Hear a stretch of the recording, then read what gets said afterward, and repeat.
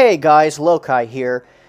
Sorry if you hear something in the background. That is my air conditioner. It's actually pretty hot outside. It's like 70-something degrees outside, which, believe me, is hotter than it has been normally. So I actually decided to turn on the AC on low for a little while, and I don't want to turn it off, but I am staying...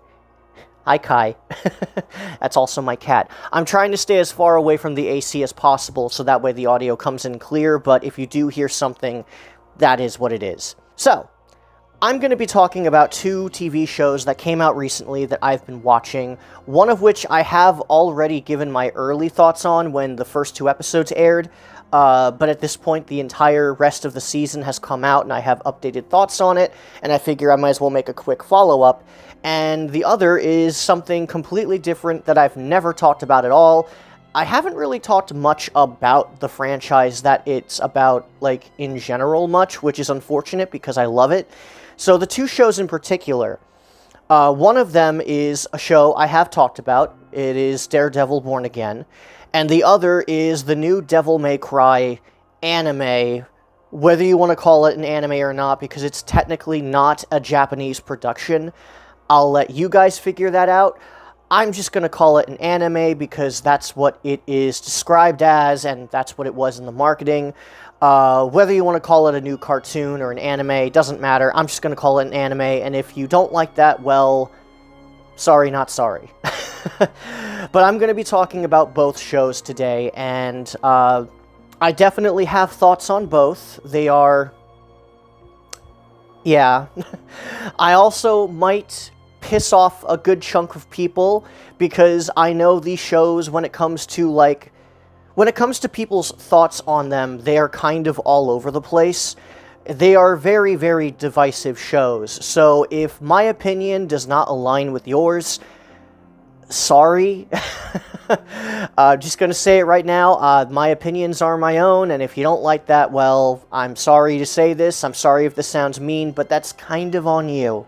So I might as well start off with a show that I've already talked about. I made a previous video about the MCU and my early thoughts on Daredevil Born Again, which was just the first two episodes at the time. At the time of that video's recording, it was only the first two episodes. I had, like, a brief bit of text about episode 3 and 4, but obviously now that the whole season is out, my opinions have changed a bit. And so, what are my current updated thoughts on Daredevil Born Again? Well, if I'm being perfectly honest here, this season was kind of a disappointing mess. And to be perfectly honest here, the more the show went on, the more its flaws really became apparent. I will say this, though. Despite my heavily mixed feelings on it, I do actually think this is the best Marvel Disney Plus show, which I know people are going to disagree with. People are going to say, no, but Loki, and I don't see it. I think personally that this is the best Disney Plus Marvel TV show. You could argue that's not saying much, you could argue that's also not saying anything. And who knows, maybe if I watch the rest of them, maybe my thoughts will change. And you know what? Maybe they will. Maybe Miss Marvel and other TV show, like maybe there's another Marvel show that is actually really good and, like, way better, but dude, I don't fucking care. I'm not gonna watch them. Out of the Disney Plus seasons that I have seen, I think Daredevil Born Again is the best one. However, one, that is a very low bar if you know anything about my thoughts on the TV shows, which, again, in the previous MCU Random Ramble video I made a couple of weeks ago, I think sometime last month actually, you'll know that's a very low bar for me. I haven't really liked any of the TV shows much. There are parts of them I've liked. I liked parts of Loki Season 1. I liked parts of Falcon and the Winter Soldier, until the ending came in and just ruined any goodwill it had. But I never really liked the show as a whole. And to be fair, that does still ring true for Daredevil Born Again, for reasons I will get into. But I do think that this was the most consistently high quality. Like, it felt like there was more good than bad compared to other Disney Plus shows, but that does not mean that there wasn't an absence of bad, because let me tell you, this has got to be one of the messiest seasons I think I've seen for any television show. Last time I made a video on Daredevil Born Again, I went into the development history behind the show, and if you know anything about the development history, I'm just going to recap it real quickly here. Basically, Daredevil Born Again was initially supposed to act as a sort of reboot and sort of just be episode-to-episode police, legal, procedural kind of thing where it wasn't really focused on having an overarching story. It was probably just going to have a couple of mini arcs, maybe like an arc an episode or something like that. It wasn't really going to be the Netflix Daredevil show or a continuation. However, after the SAG-AFTRA strike, Kevin Feige was talking with the actors and a lot of the people behind the scenes working on the show that were still around, and they thought that what they made was not up to snuff. So they decided to retool what they already had into a new version of the show, which would actually be a proper continuation. So the show in and of itself is basically kind of like combining two different shows, two different seasons, with completely different contrasting tones and ideas and stitching them together. However, this would only be for a handful of episodes because there are also brand new episodes made that actually tie in more closely to not only the Netflix show, but also are just brand new episodes that actually have an overarching story with each other, particularly episodes 1, 8, and 9. And my biggest problem with Daredevil Born Again is the problem a lot of people who criticize the show have. It is very obvious when you have new content and old content, because the older episodes feel so different from all of the stuff that was reshot. And this is a problem for episodes 2 to 7, where besides episode 5, which is just sort of a side episode, a filler episode, actually. I know people hate it when you call it a filler episode, but let's be frank here, it's a filler episode. For the record, I actually like that episode. I actually thought it was kind of fun. But let's not mince words here, it's a filler episode. It adds nothing to the story, and it arguably shouldn't even be here. I argue it should have just been a Marvel one-shot or something like that. Like, just kind of like a mini episode that kind of is its own thing and not tied to Born Again at all. Mostly just because, while it's fun on its own merits, it feels like it's from an entirely different show. Because this show is very clearly a Frankenstein monster of a mess of clashing tones, added characters that really don't go anywhere, subplots that go nowhere, and like all of this stuff from episodes 2 to 7, there are so many things that feel like they just come out of nowhere, and then they come at the very end, not because it was interwoven naturally, but because, oh yeah, we kind of set this up in a previous episode in old footage, so we kind of have to bring it back. It felt like the people who were actually making the retool of the show, like the new version that we have, were limited by the old version of what was supposed to be Daredevil Born Again, which is basically because that's exactly what happened, and it is noticeable. Characters, again, just show up. They have subplots that are very, very rarely linked well together. They feel like they just kind of come out of nowhere and then are just dropped. Villains and certain other characters feel underutilized, and I think the biggest offender is with the new episodes, because episode 1 features Foggy's death, as I've talked about in the previous video. At first, with the first 2 episodes, it felt like his death really was a big sticking point in the show. Like, it was a big thing for Matt to overcome. But literally right after, like, episode 2, they kind of just drop that plot line to focus on basically a whole shitload of stuff, to be honest here. Again, because the show is so poorly stitched together. You know, and for the record, I understand the monumental task that the new crew, had. They basically, their hands were tied. by what was already shot. Their hands were tied by what was already made. And I'm sure that this is probably, or I hope it was probably the best they could do given the circumstances. But I'm sorry, you're trying to Frankenstein two different TV shows together. It's gonna be awkward no matter what. I was really hoping that it wouldn't be, because when I watched the first two episodes, it felt like maybe they had an idea of what they were doing. However, I made a text note in that video that some people may remember. I thought episode 3, the one with Hector Ayala, was great. I thought that was a great episode on its own merits. Then episode 4 happened, and I said it was okay, but I never really explained why. Episode 4 is where I really started to have issues, and I apologize if my rambling has been all over the place, but really the show itself is all over the place, so I think it fits. Basically, in episode 4, they had a good chunk of, like, at least a good 60% of the episode was old stuff that was shot, and a good 40% of the episode was stuff that was made new.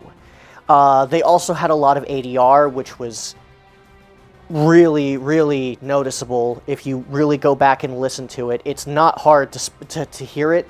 Like, I didn't notice it at first because I just kind of let it slip by, but when I reheard the scene, it's like, you can't unhear it once you hear it, and it sticks out like a sore thumb. When it comes to how poorly stitched together this episode is, and this is basically what the show is for episodes 4, 6, and 7. 5, not so much, but 6 and 7 definitely have this issue. Episode 3, I think, was mostly good, because it just stuck to one particular story on its own. Yeah, it had some little snippets and reshoots, some little bits of ADR here and there, but mostly it was put together fairly well as its own episode. After that episode, after Hector's death, or White Tiger's death, because I mentioned him, and spoilers, he dies, and yes, I will be putting a spoiler tag, by the way. After Hector's death, they start the episode by trying to follow up on it, and it turns out that Matt finds out that, you know, it was someone using the Punisher's logo on his bullets. It could have been the Punisher, or it could have been someone else. And let's be honest here, it was someone else, because we know that the Punisher would never actually kill White Tiger, ever. He has a code that he lives by, so it's obviously not him. It's actually one of the corrupt police officers who turns out is a Punisher fanboy and uses Punisher memorabilia, including Punisher bullets. And Matt actually goes to the Punisher to confront him about this. You know, and that's fine, that makes sense. But here's the thing. After this moment, Hector's death is kind of just, I don't want to say forgotten about, because they try to bring it up in the very last episode where we find Hector's killer. But they go nowhere with it, and at the very end, Hector's killer is just unceremoniously blown up. I'm pretty sure he's dead. If he somehow survived that explosion, I'd be surprised. But yeah, the whole thing with Hector's death and the corrupt police force, it's just dropped until the last episode, but it doesn't feel natural. It just feels like, oh, yeah, that whole thing with White Tiger's death, we kind of have to call back to it and tie that loose end up, and it's just so clumsily done. I was initially worried that they were going to do this in that Punisher TV special, because the Punisher is supposed to be getting a special made by the same people, and that's just going to be his own thing. I was worried that it was going to be covered in that, and if it was actually going to be covered in that, I would have been pissed. Thankfully, it wasn't. It was in the show, but the way it wrapped up felt very half-hearted. And there's a lot of plot lines like that. In episode 4 as well, there's also this guy that Matt is trying to help as a lawyer, and trying to, you know, basically they're trying to do the whole thing where they show the racial injustice of the system. That the system will spend more money to subjugate and persecute someone out of racism, and will spend more money to do that. It's trying to show the racial inequality. And again, that is not bad. I think that is good. And for what it's worth, I felt the scene mostly worked because it did make sense. The whole point of most of the season is Matt basically, falling out of favor with the system. He after what happened with Foggy's death, Matt's arc was him trying to find himself again, while also seeing maybe the system can work without Daredevil, and every time he tries to put Daredevil behind him, the system just screws everything up. The system is so broken and corrupt that it basically shows that, unfortunately, Matt made the wrong decision. And this is proven time and time again with not only Hector's death, but also with a bunch of other stuff. The corrupt cops that are idolizing the Punisher. There's, again, a black guy that who stole something from a store, and Matt tries to help him, but he's being very uncooperative because Matt is trying to get him as few days in jail as possible, and he actually succeeds because he's a really good lawyer. However, the guy is such an unlikable twat, and that is where the big problem with this subplot happens, where he is such an unlikable dick. He is an ableist prick as well, constantly mocking Matt for being blind, checking if he's deaf, and the reason why he does all of this is because he wants probation. He doesn't want to go to jail. And look, I get it, I wouldn't want to go to jail either, but he's clearly not sorry for what he's doing. He's clearly gonna do it again, and yeah, I know he has understandable reasons for doing so. When he went to jail the first time, he lost his food stamps and he just wanted to eat something that wasn't shit. And yes, the system will spend more money to keep him locked up than it will to keep way worse individuals locked up, like Wilson Fisk. I get it. I get that that's the point, and it is a well-made point. But the guy is supposed, it would have been nice if we had something likable about the guy. I forget what the guy's name is, and I don't really care, to be honest, because fun fact, he only appears in episode 4. That plot line, Matt trying to help this guy, is dropped after this episode. Notice how I say he was introduced and then completely dropped? And again, it was just supposed to show the racial inequality of the system and how corrupt it is, and how really awful people, really racist people, can abuse it. It's meant to showcase a failing within the system that basically tells Matt that the system is broken and that things were better with Daredevil. Again, I get it, I get what it's trying to say, and I mostly think it works, but the one big chink in the armor is that this dude that Matt's trying to help is completely unlikable. And it doesn't help that after this episode, it is completely dropped. Never do they ever go back to it, ever again. And that's just another example. Let's go to another example. Let's skip past the filler episode with Miss Marvel's father, which, for what it's worth, I think is a fine episode on its own. I actually enjoyed it. I enjoyed seeing Matt basically be Daredevil without the costume. I liked seeing him and Miss Marvel interact, so I did enjoy that episode, even though it was filler. I could have done without some of the cringe Miss Marvel memorabilia, mainly with the fucking bobblehead, the fucking Funko Pop. God, those things are ugly. Why do people like them? I enjoyed that episode. It was fine for what it was, but it really felt out of place when you compare it to what the rest of the show is trying to do and what that episode was trying to do, and lo and behold, it was barely touched by the retool. Shocker, I know. But let's move on to episode 6 and episode 7. Muse is basically the main central antagonist of those two episodes. He is a serial killer who is using people's blood and mixing it with chemicals as some kind of paint, and he's killed 60 victims. And in Matt's words, the cops were so busy dicking around that they just couldn't get the job done. Matt was able to find him in one night. And the reason why he suits up as Daredevil, which, to be fair, admittedly, when he does suit up, it is pretty funny, where he just says, fuck it, because he knows that deep down, he is still Daredevil, and nothing's really changed, so that is kind of fun. Still, though, Matt goes after Muse because Ayala, who is Hector's daughter, niece, I forgot. Ayala, for those who don't know, is, she eventually will become a future White Tiger. I'm well aware she'll probably become that.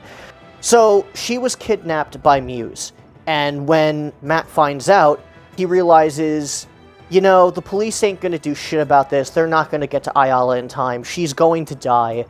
So he suits up as Daredevil to stop that from happening. And it's supposed to be this big moment, and it's, you know, it's cool. I especially love the parallels between him and Fist. Him and Fist. Yeah, not Iron Fist. Him and Fisk. You know, with Fisk beating the shit out of Adam and becoming Kingpin again. And, you know, Matt becoming Daredevil again.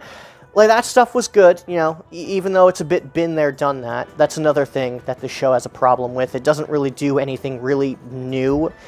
And the stuff it does do that's new isn't really that impressive. Or it doesn't last for more than an episode. But anyway, back to Muse. Muse is the major villain for Episode 6 and Episode 7. And, you know, Daredevil stops him, he saves Ayala. Ayala is then quickly shoved to the side because, you know, she's in the hospital, she can't really do much, and that's really it. She does show up for the final episode, but for like one scene. And that's basically it for her. Which, alright, fair enough, she's in the hospital, not really much you can do with her there. Then, Muse eventually goes after Heather, and that's supposed to be his, like, final victim, I think, because he knows that he doesn't have much time left after Daredevil finds him, and the police are, you know, slowly gaining on him. Fisk, in particular, sets up an anti-vigilante task force in order to go after Muse. And, you know, Muse and Daredevil fight again. Heather, you know, Matt's love interest, was captured by Muse, and Daredevil goes to save her. And then Muse, after the fight is done, Muse is unceremoniously shot by Heather, and that's it for him. They spent all of this time building up to Muse. Like, not even just episodes 6 and 7. 6 and 7 was the payoff. Episodes 2, 3, and 4 were basically showing, oh, there's this scary guy Muse, and he's doing something to people and draining their blood, and he's had so many victims, and building him up as this threat. And we get one scene with him where we get to kind of learn a bit more about him. As it turns out, he's one of Heather's clients, Heather being the psychiatrist or the therapist that Matt is dating. He's dating a therapist. Not his therapist, just a therapist. And you probably wonder why I haven't mentioned her. It's because I honestly don't find her very interesting. I don't really like her that much. I don't have anything against the actress, it's just they don't do much with her character. Anyway, Muse is built up to be this major threat for both Fisk and for Daredevil. But after Daredevil fights him and he gets shot, that's it for Muse. That's it. He's dead. And he does not matter for the rest of the show. The last 2 episodes, Muse is not in at all. And it's just, that's what I'm talking about. You notice that's like 3 major plot points that just happen. And that's not even counting the episode 5, which was basically a filler episode. You know, an enjoyable one, but still a filler episode. You know, and then there's all, keep in mind, I have not mentioned Foggy's death once when talking about episode 4, episode 5, episode 6, and episode 7, because outside of a couple of brief little mentions and wink, you know, stuff that was clearly added in post, you know, like, just little nods to show, see, his death is still there, Foggy's still dead, he's still dead, remember this, which were clearly added in post. Foggy's death means absolutely nothing to the overarching story that was set up in episode 1 and continues in episode 8 and 9. Like, after episode 1, when Foggy's death happens, the reasons why Bullseye shot him, why someone was after him, all of that stuff is saved for episode 8 and 9, which has nothing to do with Muse, which has nothing to do with Hector, and those things are just kind of brushed to the side afterwards.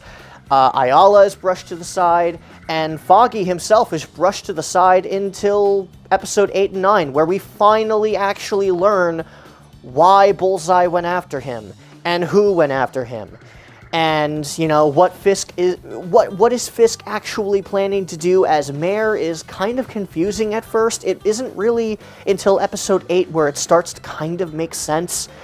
But even then, it's like, it felt like the real story that they wanted to tell really started in episode 1, but stopped and then continued in episode 8 and 9, while a bunch of other stuff happened in episodes 2 to 7. And again, not all of it is bad, but it's just so all over the place. Like, we had Matt standing up for Hector in court, and then Hector is killed. We had Matt trying to work with the system and trying to find Hector's killer. That didn't really go anywhere until the last episode. And then we had Muse as a major threat. And then Muse died. And then we get back to what episode 1 sets up. It's just so messy.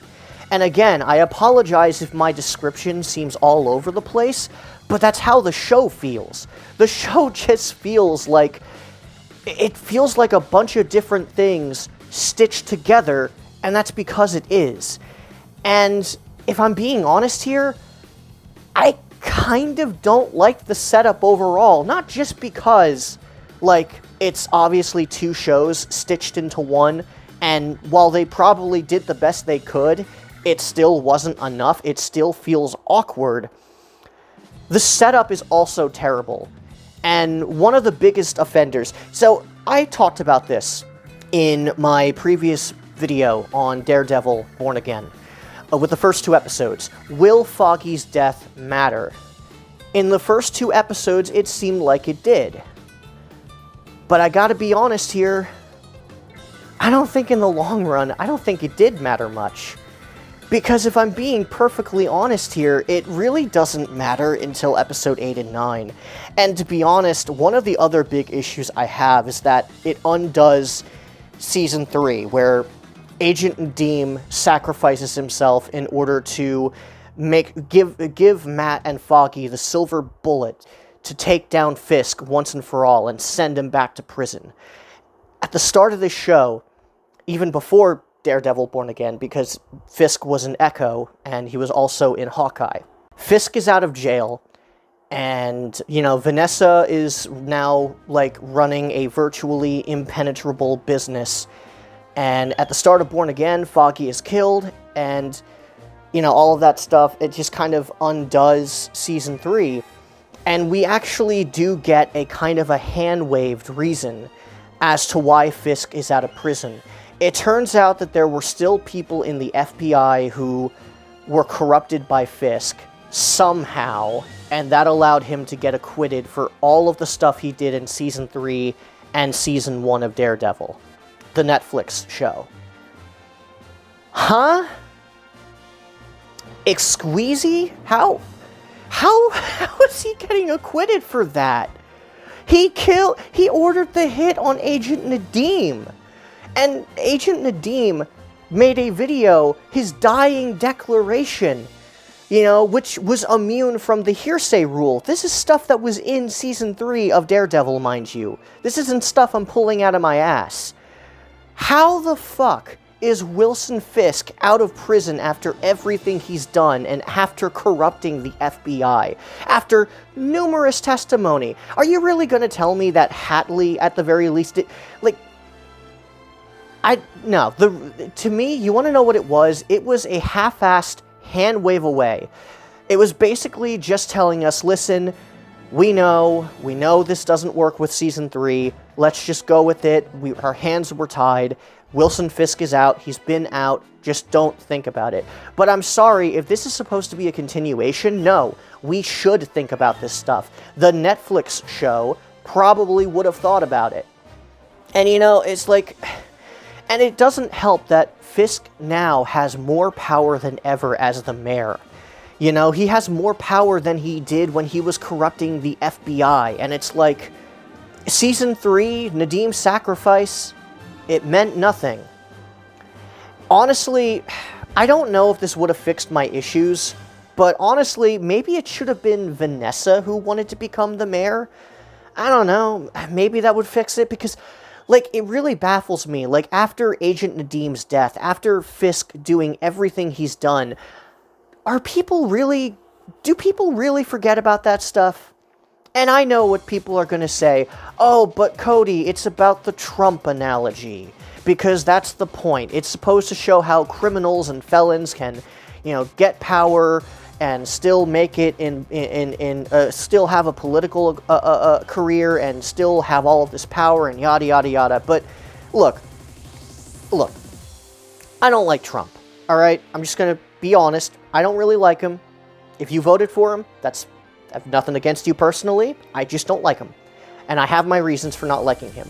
However, I'm sorry, if you're comparing Trump to Wilson Fisk in terms of crimes that we know about, and you think that somehow Wilson Fisk is somehow more innocent, no. No, okay? Look, Trump's done shitty things, but nowhere near on the level of Wilson Fisk. Wilson Fisk has committed multiple terrorist acts, has killed hundreds, if not thousands of people for personal gain, for both him and Vanessa, and tried to corrupt the FBI and make them his personal hunting dogs. And you're telling me that Wilson Fisk is a perfect analogy for Trump becoming president in 2025 or in 2025? No. If you genuinely tell me this, look, I don't know what to tell you. I do not see it at all. Like, yeah, I get that that was the intention, but the intention falls flat when you look at anything that Fisk has done previously. And not to mention, he went up against an Avenger, Hawkeye. You're telling me that somehow that wouldn't get out? It makes no goddamn sense, and I was hoping that maybe there would be some kind of explanation. But I knew deep down, they were never gonna be able to explain this shit, and guess what? They hand-waved it away. And really, I can't even really blame the writers for doing this, because how the hell do you justify Fisk, Wilson Fisk, Kingpin, becoming mayor after everything he's done? You can't. I don't see how you can. So the whole setup to this story makes no goddamn sense. You know, but even taken on its own merits, if you just ignore that big elephant in the room, which, for the record, you shouldn't, because that's just sloppy writing, but let's just pretend we will. Let's just pretend we do for a minute. Even on its own merits, the show is just a giant mess. And it honestly, I think it's a really disappointing follow-up. I will say this, though. Despite my issues with the setup, I do think that the show does have a brighter future. Because if I'm being honest here, one of the other big issues with the show, besides it being an absolute stitched-together mess, is the difference in quality from scene to scene in episodes 2 to 7. Because if I'm being honest here, episode 1, I think, is a pretty decent, flawed, but decent start. Episode 8 and 9, however, I think were the only episodes to truly reach anything on the level of Daredevil, like the Netflix Daredevil show. It still doesn't quite reach it for reasons that, you know, just generally kind of rushing to the end of things and kind of ending on a cliffhanger and not on its own story arc, not on its own terms. But episode 8 and 9, I thought were really, really good. And fun fact, those episodes, along with episode 1, were completely redone from scratch. So it's clear that this new team has potential. And if season 2 does just consist of only new episodes, we could have something good. We could have something good here. And I do like where season 1 ends off and the setup it makes for season 2. And, you know, that is something to look forward to. I like that Punisher is going to be more involved. I like that Karen is back. I like seeing Karen and Matt interact again. And for once, it kind of felt like they were continuing, not just from the first episode, I mean, they were, but, you know, but also continuing from the original show. It's not perfect, because a lot of things do feel rushed and felt like they could have been more developed, because they should have been, but they weren't for obvious reasons. But because those episodes were done from scratch, you can tell the team put a lot more extra care into them, because those were their episodes. They even have significant little touches that add to the style that they have for this new show, that is similar to what the old show did, but different enough to be unique. You know, like the last 2 episodes, and the first episode in particular, felt like what they wanted the show to be had they not been tied down by the original writers and the original stories from the first version of the show, before it was retooled. And for what it's worth, I am kind of interested to see what happens in Season 2 because of that. Maybe, who knows, Season 2 will be great. However, that doesn't make for a good Season 1. Sure, the end of Season 1 was really good, and I enjoyed myself immensely watching episodes 8 and 9. However, I shouldn't have to wait 8 out of 9 episodes for a show to really get going, and the first season is not a vehicle to hype you up for the second season. It should just be a great product on its own merits that makes you want to continue watching through the other seasons because you enjoyed the first one so much. When the first season's best quality is the setup for Season 2 and not the product, not the season and its story as a whole, I do think that is a failure of the season. And honestly, that's why I think Daredevil Born Again was very disappointing. You know, it's weird to think that, like, this is my favorite Disney Plus Marvel TV show, despite all of the bitching I've done. I probably sound like I hate it, but I don't, because there is a lot of good stuff here. You know, there were some individual stories I really liked. I really liked Hector's story. I enjoyed that. I enjoyed the filler episode with Miss Marvel's dad. Again, I could have done with some of the shitty Funko Pop jokes, but, you know, it was fun. I like seeing Miss Marvel's dad, I don't know his name, Miss Marvel's dad and Matt interact, and Charlie Cox is amazing as his character, and so is Vincent D'Onofrio as Fisk. And those two are just amazing as their characters, so, you know, them playing their characters, they can play these characters in their sleep and they'd still be entertaining. And, you know, that also really helps. Charlie Cox in particular just made every scene he was in, even scenes that weren't that great, were elevated by his performance. And while I didn't enjoy everything that they had done with Fisk, mainly his marital problems with Vanessa, I did still enjoy his performance. I especially enjoyed, you know, the very last episode where they have the really, really gruesome kill. If you've seen the episode, you know what I'm talking about. That was really cool. Some of the action isn't great.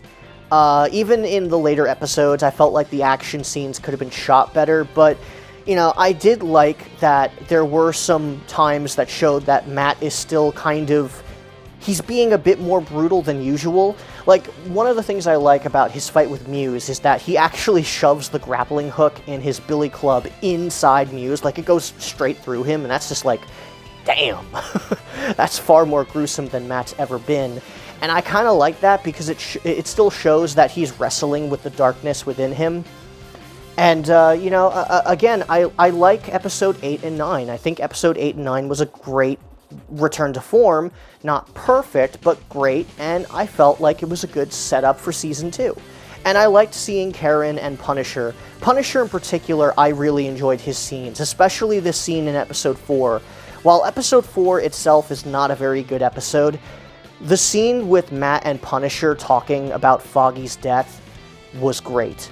You know, moments like that are great, and it was worth sitting through the mess this season was just for those, at least to me.